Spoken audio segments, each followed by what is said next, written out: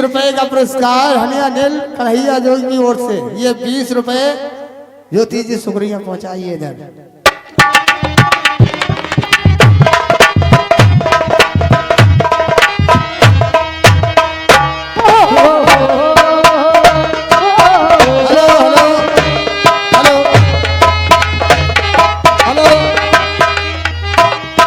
ये 20 रुपए का पुरस्कार शिवा स्ट्रिंग कोल्ड ड्रिंक कुदर कोट की तरफ से।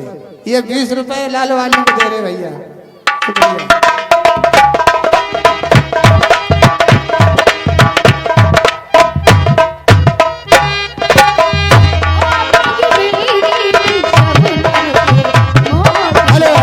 हेलो, ये 20 रुपए का पुरस्कार सिकंदर नगला बरई।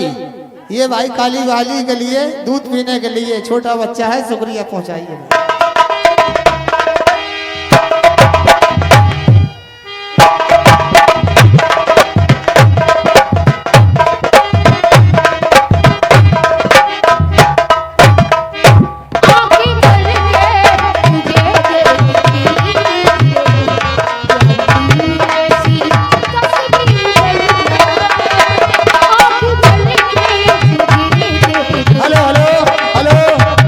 ये 50 रुपए का पुरस्कार सतराम जी यादव जी गोकलपुर मेला कमेटी को दिए हैं। 50 रुपए कमेटी की तरफ से हार्दिक धन्यवाद, बहुत बहुत शुक्रिया।